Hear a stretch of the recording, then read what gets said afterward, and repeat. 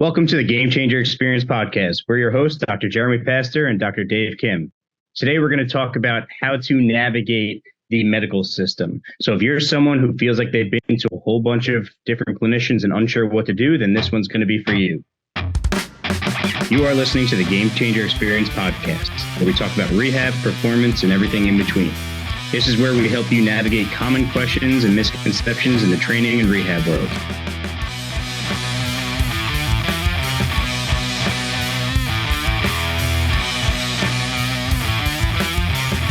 Getting stuck in the medical system is like this phrase that people throw around, right? And I get it. Like, I know what it means when you talk about the medical system. It has this very negative connotation, right? But, what does it mean, like, to get stuck? Why does it feel like so many people feel like they're stuck when they're dealing with something that otherwise seems like fairly benign, right? Or fairly straightforward? Like, what does it mean to get stuck in the medical system? Yeah, no, that's a good point. So I think people realize that they get stuck after they don't get out of pain. Because, before you get out of pain and you go through that process, it's typical to trust your provider because they are a medical provider. And you assume that what they're telling you is true, right? Very black and white. You do this and you will get better. I'm cutting you off already. I don't have a problem with people trusting their provider, right? Like, it's because I think we know, like with any profession, right?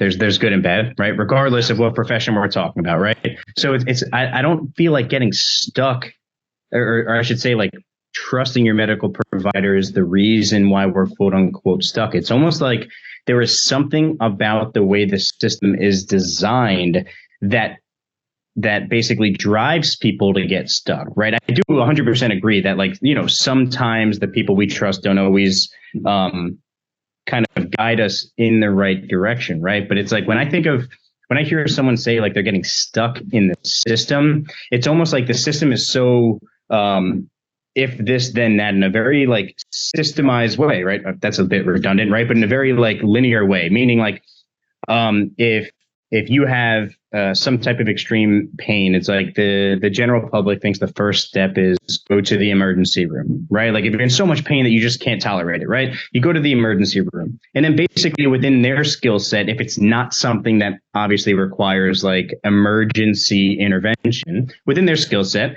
they're going to do one or like a collection of a couple things, right? Like, they're going to prescribe or issue some type of medication, whether it's like something low level or higher level, depending on what's going on. They're going to take their x-ray because that's the very first thing they do to make sure that there's no like acute fracture. And then they're probably going to refer you to whatever, specialist would then be able to assess the issues that you're dealing with, right?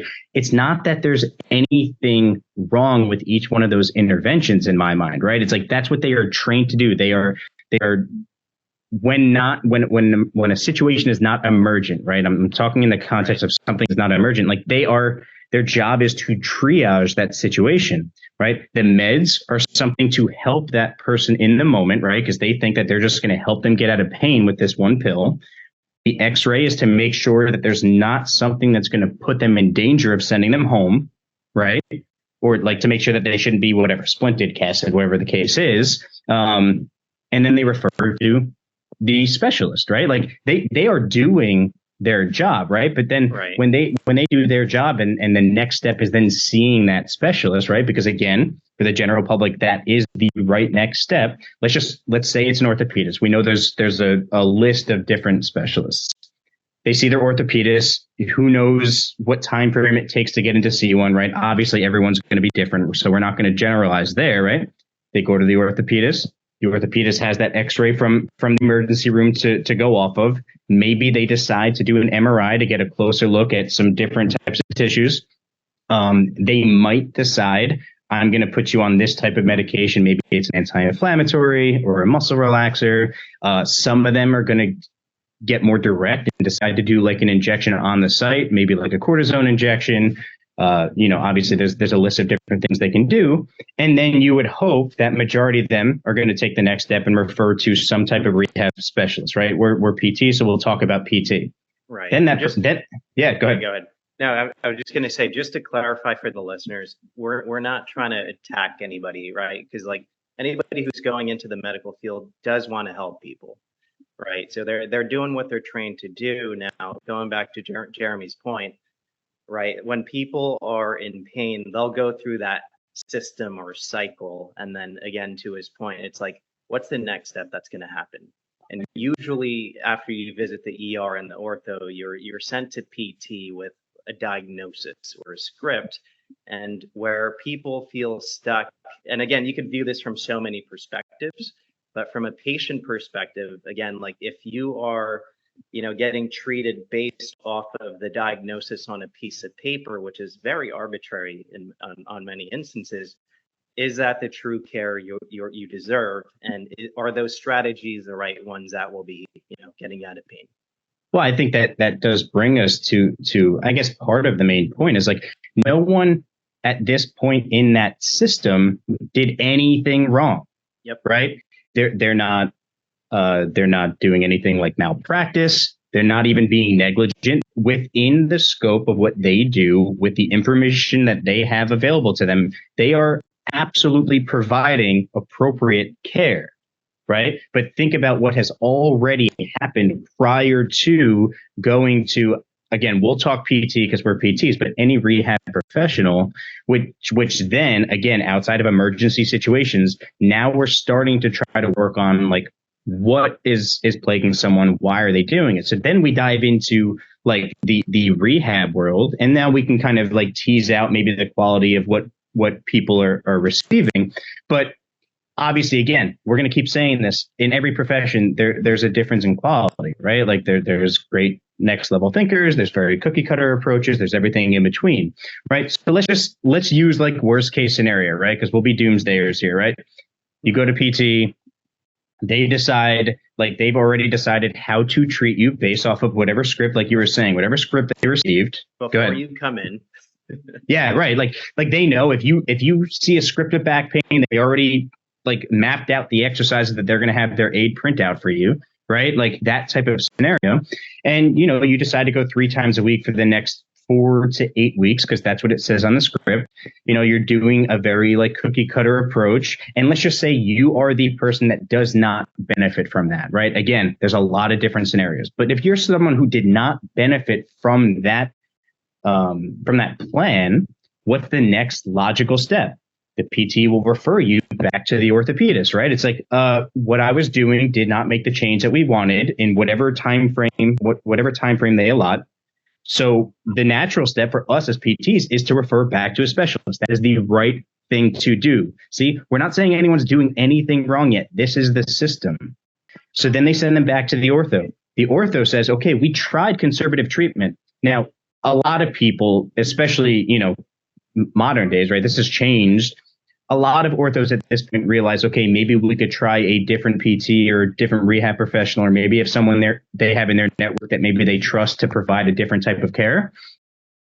But let's just say they didn't go that route. What is the ortho's next plan to be able to help, right?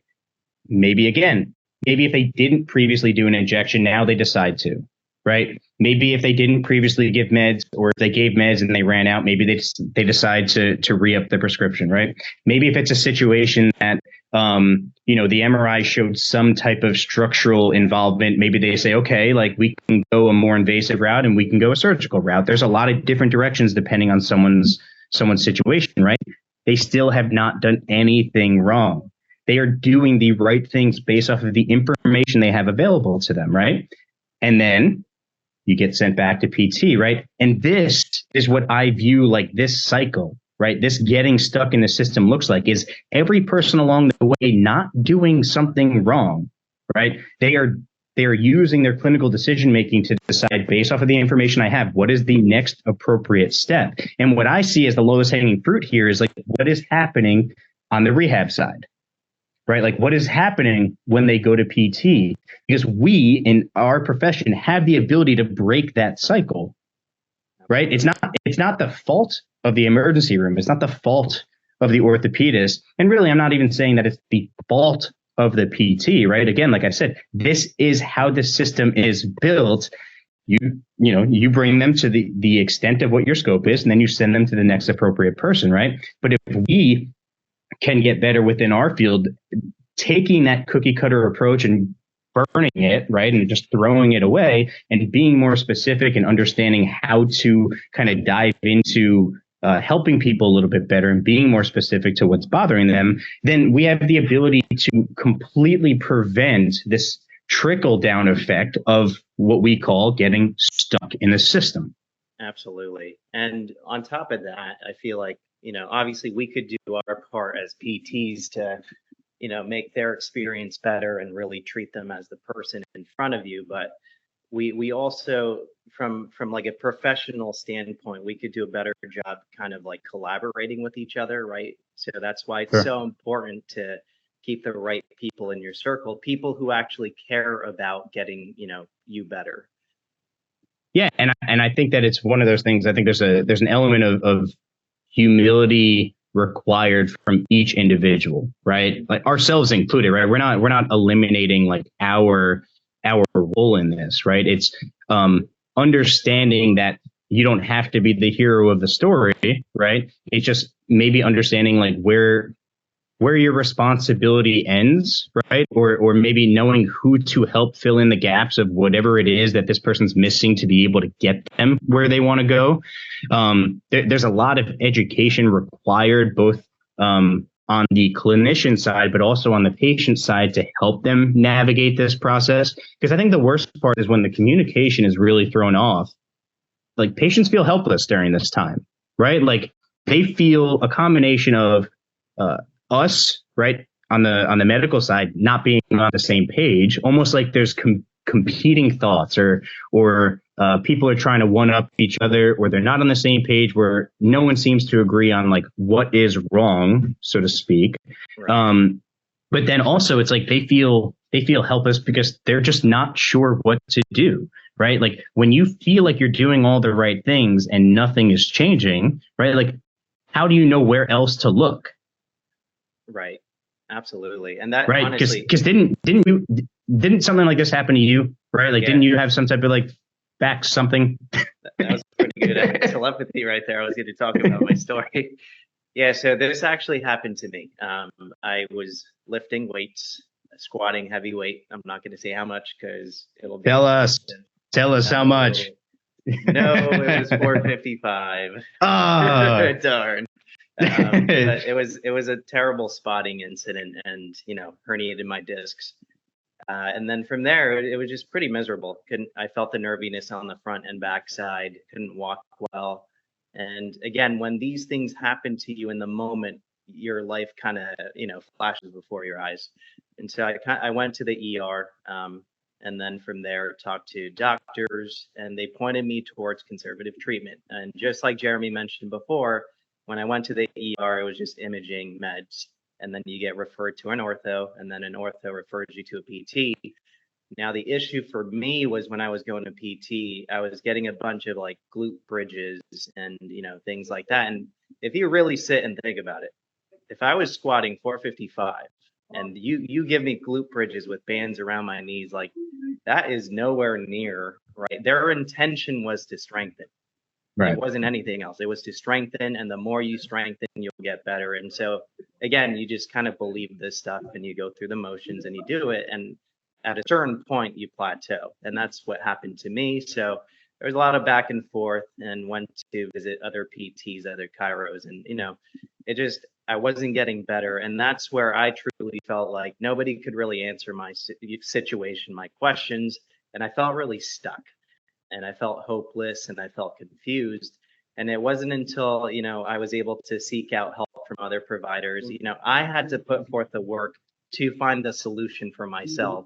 Right. And that's where I was kind of questioning things. Now, again, now that I'm on the other side, it's our duty to make sure that we can clarify these things for you so you don't have to go through that journey. And that's 100%. Part of the reason why we have this podcast, is to teach you guys and obviously give you a shortcut in terms of, if this happens, do this. Make sure you seek all these options out. Now, we're not saying come to us and only us. We're just trying to make you, make a smarter decision towards your health. Well, I think you made a good point, right? Is that when you were the patient, right, it's not your fault for not being able to decipher, like, is this what I should be doing? Right? Like that's not the patient's job, right? You should be able to feel confident that, okay, I'm seeing a specialist. Like the stuff that they're going to give me is going to be appropriate for what I'm trying to address. Right now, knowing what we know in hindsight, it's like, was your issue ever strength? Right? Like obviously we know it wasn't, right? Like 455, even though probably you should have been lifting like 454 and you wouldn't have been, hurting your back. I'm an idiot. Right. But again, in hindsight, when we talk about it, it seems silly, right? That yellow TheraBand wasn't going to magically, make you stronger. But it does put a lot of the responsibility on the patients, which isn't necessarily fair. But at the same time, I think that's just where we're at, right? Like we as the patient need to be in a position to be educated enough to be able to advocate for ourselves, right? So then where do we seek out information though? Right. And again, we just put ourselves into a different, cycle, getting stuck in a different system. So it's interesting how this keeps happening, right? It's like, now we're saying, okay, patients need to be more educated on how to decide maybe who to trust within the system. So where do they seek out information? Well, information is at our fingertips now. So now when you're via the Game Changer experience. Yeah, well, we want to help, but I'm sure there'll be like 3 people to listen to this first one, but it's okay. Right. But it's, again, like obviously we're biased to think that we're providing quality information. Right. But at the end of the day, information is at our fingertips. So, whether it's YouTube, whether it's Instagram. Right. And I am not mocking learning through this way, because there's plenty of quality information like within these different mediums. Right. But there's no filter. Right. So we're just replacing one system for another. Right. Like there's no filter to tell you, okay, this is information that's quality and that's going to help guide me, because like with the metrics that people are deciding on is just like a following. Right. If somebody has 1 million followers or if somebody has 100,000 subscribers, it's almost like built-in social proof that is an expert in their field, and I'm going to listen to them. And we realize, right, like that's sometimes true, but a lot of times it's not, right? Because there's a lot of different things that people like to follow, whether it's just because they're entertained by somebody, whether it's because they speak about things in such an extreme way that they just really want to hear more about them. Again, there is no filter for the patient to be able to navigate these different like perpetual cycles that they get stuck in. So, you told your story about like what happened to you. Like, I guess I can tell you my story as to how I kind of lucked out, because like I didn't get stuck in the system. You were able to avoid it. Yeah. I mean, to be honest, this was after I was already a professional. So again, like I could kind of have the context or have the perspective to realize that I was very fortunate in this scenario. Right. But basically I want to say now it was, well, 5. What's the time your back seized up? So it happened multiple times. I'll tell you the kind of more recent time. Let's say it was like 3 or 4 years ago. And this is something that I actually like wrote a whole blog for on our website. But basically I did something like so benign. No joke. I was showing a patient an exercise with a 5-pound weight. Like there was no load to what I was showing, but for some reason, everyone knows like you make this one movement and all of a sudden you feel something tighten up and you're just like, wow, I'm going to feel that later. So it was, I still remember the details. It was a Friday. It was my last patient of the day. I knew that something was starting to tighten up. Right. And, she finished her session, she left, and then I started to kind of tighten up more and more. And basically, by the time that I had to leave and get into my car, it was really difficult for me to get into my car. By the time I got home, I couldn't get out of my car. Like it was almost like, and I lived like 15 minutes from work, right? This was like a 30-minute process of, I started to feel some tension in my back. I knew it was starting to tighten up. I was immobile. So it's I don't know, let's call it Friday at 5 o'clock. I'm home and I laid down on the ground. And that was the last time that I moved.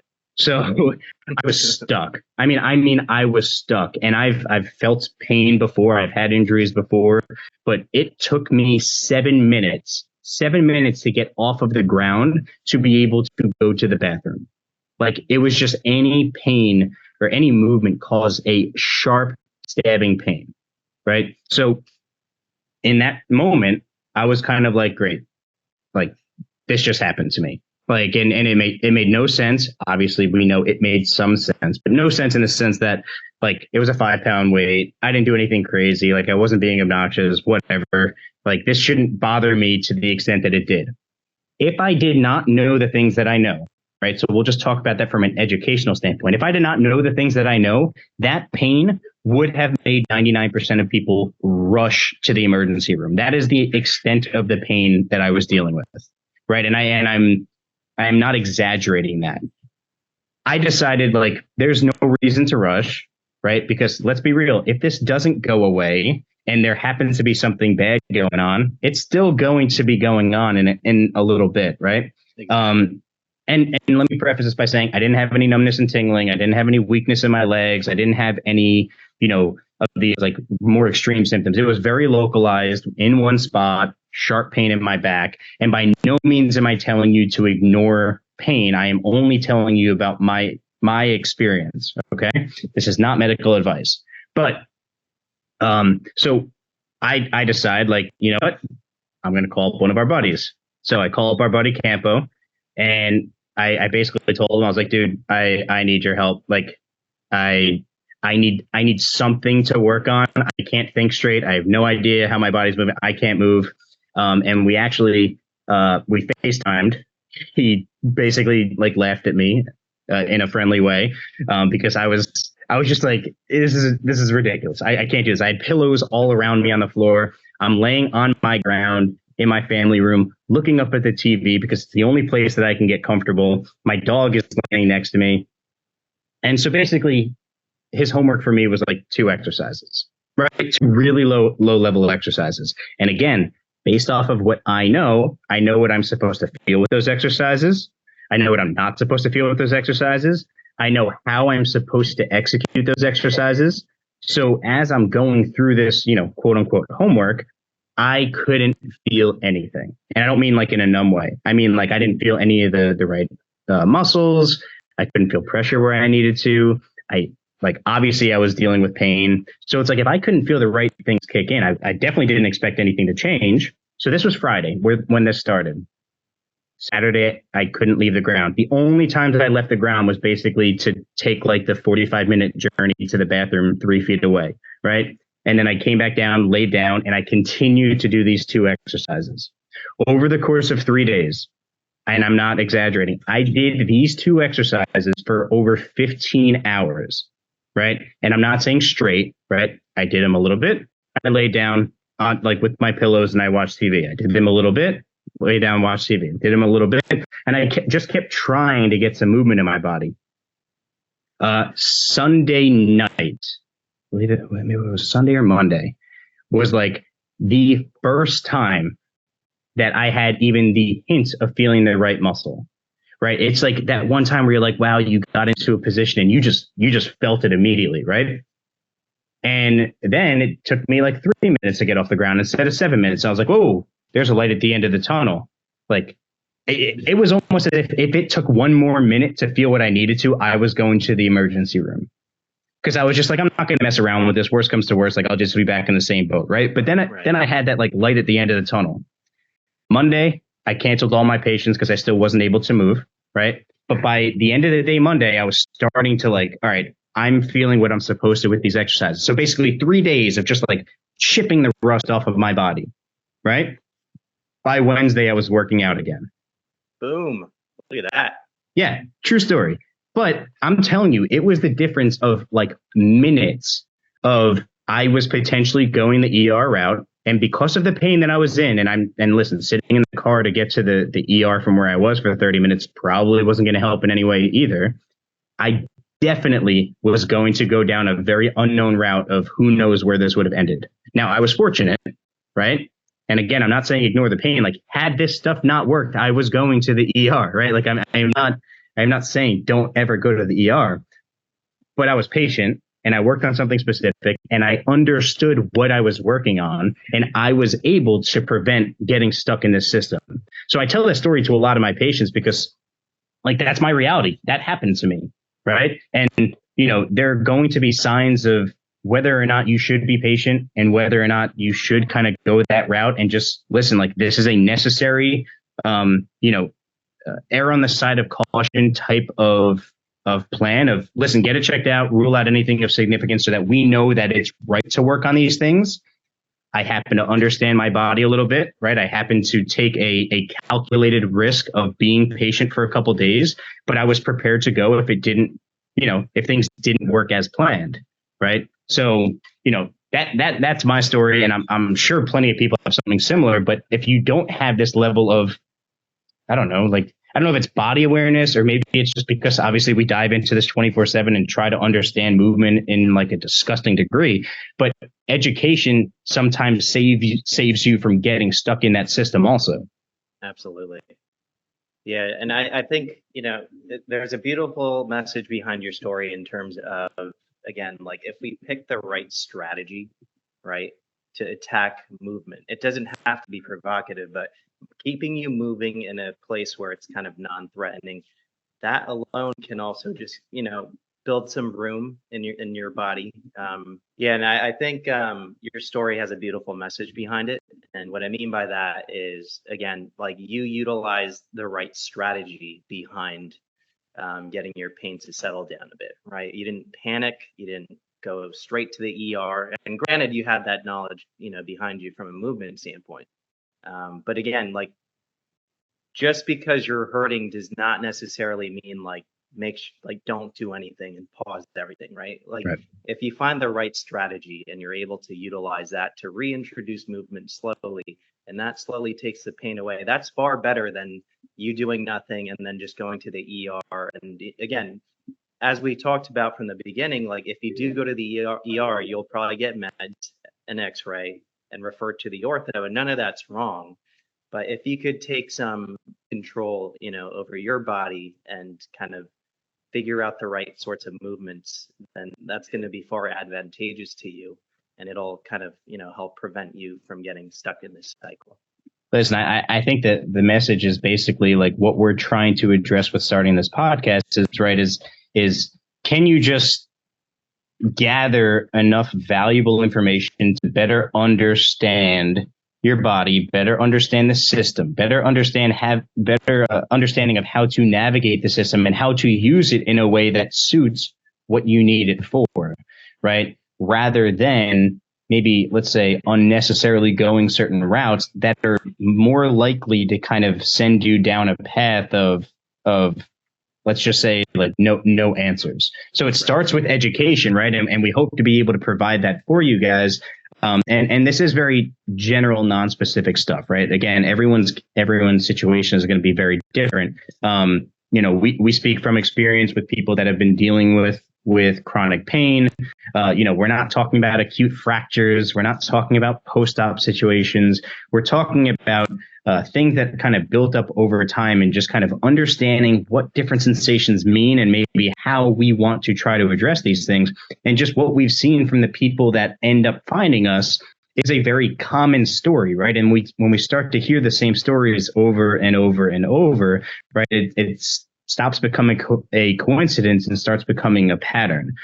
So that's why it's almost like we've come to expect this experience from a lot of people, which isn't necessarily fair because, like I said, like, each step along the way, people aren't necessarily doing something incorrect, right? It's just because of the path that we took, we opened ourselves up to more potentially, let's just say, excessive forms of treatment that we may not have needed from the start had we maybe taken a more direct route. So, I hope this was helpful. I think this is a great first discussion.